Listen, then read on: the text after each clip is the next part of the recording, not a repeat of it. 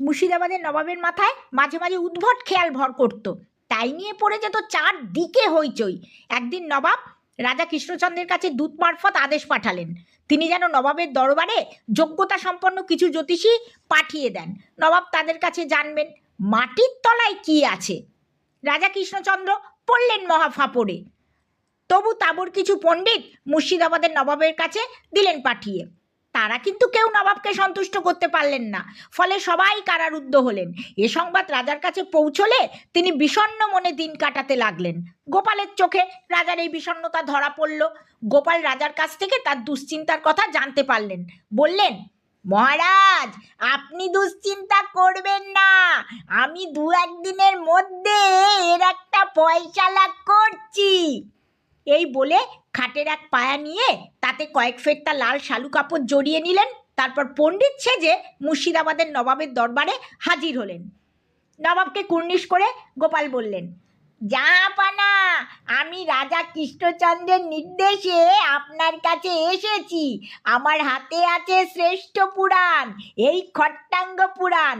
পণ্ডিতগণ এটিকে সর্বশ্রেষ্ঠ বলে মান্য করেন।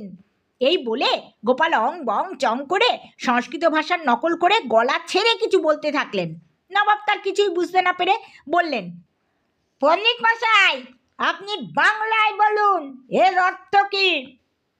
গোপাল গম্ভীর স্বরে বললেন, ভূতালে অবস্থিত কোনো বস্তুর অবস্থান হিন্দু পণ্ডিতগণের পক্ষে গণনা করে বলা সম্ভব নয়, অথচ আপনি তাদের কারাগারে আবদ্ধ রেখে কষ্ট দিচ্ছেন। এজন্য আল্লাহ আপনার উপর অশেষ রুষ্ট। এই বলে গোপাল আবার সংস্কৃত ঢঙে কিছু উচ্চারণ করে বললেন, আমার এই খট্টাঙ্গ পুরাণ বলছে সমস্ত হিন্দুদের মৃত্যুর পর অগ্নিতে দাহ করা হয়, তাই তারা পৃথিবী আর পৃথিবীর ঊর্ধ্বলোকের গণনা করতেই শুধুমাত্র সক্ষম। আপনি দরবেশ ও অন্যান্য ফকিরের সন্ধান করে তাদের ভূনিম্নস্থ গণনার কাজে নিযুক্ত করুন। নবাব গোপালের কথায় বিশ্বাস করলেন, কারাগারে আবদ্ধ সমস্ত পণ্ডিতদের তৎক্ষণাৎ মুক্তি দিলেন। রাজা কৃষ্ণচন্দ্র উৎফুল্ল হয়ে গোপাল ফিরে আসার পর বললেন, এসব কেমন করে সম্ভব করলে গোপাল? গোপাল তার খট্টাঙ্গ পুরাণকে দেখিয়ে দিলেন। বললেন, এই দেখুন মহারাজ, একটি ভাঙা খাটের পায়া, তাতে জড়ানো কয়েক গজ লাল শালু কাপড়, এই দিয়েই বাজিমাত করেছি।